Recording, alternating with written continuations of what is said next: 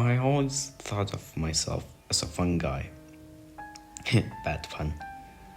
I know, but mushrooms are my thing. I collected books about them, tried to cook with them, although they mostly failed, and even in Plants for Zombies, which I adored.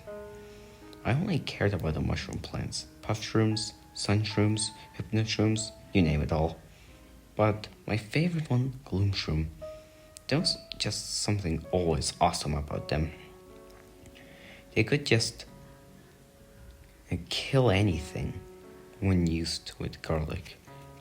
I survived like nearly 100 flags in Endless. I really loved this plant. However, the thing I didn't like was how I just have to plant fume shrooms first, or heck, even place coffee beans. Also, another reason I liked it is it was gloomy.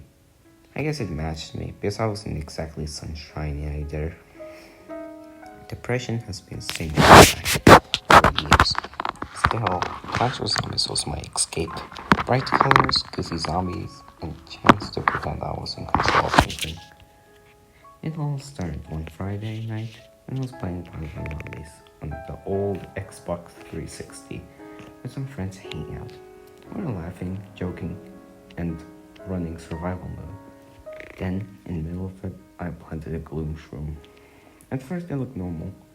The Gloom shroom, a small purple mushroom with weird funnels around it and a goofy face on top. But longer as dead, I started to notice it wasn't right. And the eyes weren't just bulging out, they were half lidded and it looked tired, like it hasn't slept for years. I left it off, thought maybe the console graphics just looked different than the PC version. By the next wave, the Gloom shroom looked worse.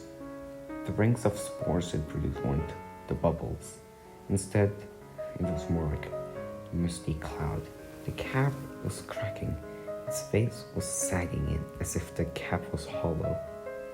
It looked exhausted, and when it attacked the zombies, it didn't even sound like a normal puffing effect. Normally, Gloom shrooms in the game would not make sound, probably due to the devs being lazy to add sound. However, instead of making the fume shroom sound, it made a wet choke. I am not kidding. My friends were still playing, but I couldn't stop staring, wave after wave. The Gloom shroom decayed further. It hunched as it was being crushed by an invisible wave. The color slowly faded to grayish purple. Veins started to run across the stem. The spores weren't just a mist anymore. Now they were thick clouds at this point. When they hit zombies, I swore I hear zombie screaming mixed with choking sound, as if someone was being tortured in a gas chamber. By the 10th wave, I wasn't laughing anymore. I felt heavy. My chest sank. Thoughts I had buried months ago, things I didn't want to remember, started to bubble up again. All the loss, all the fails, every single mistake I made. The game wasn't distracting me anymore, it was amplifying me. And then the hallucination started. I blinked. The Gloom shroom stared at me. He stared straight out of the screen. Its face had horrible grief and sorrow.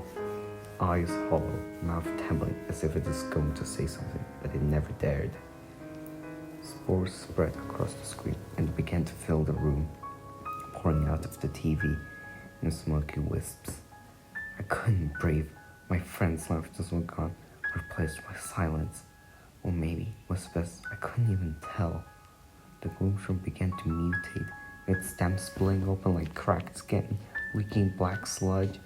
Its cap tore apart as claws had raked into it, and through the sludge and mist, I saw flashes of my family, of my memories, my worst moments, darkest thoughts, repeating over and over again until The pressure in my head made me collapse. I woke up in a hospital bed. A nurse told me I had a seizure while playing the video game. My friends called an ambulance after I fainted.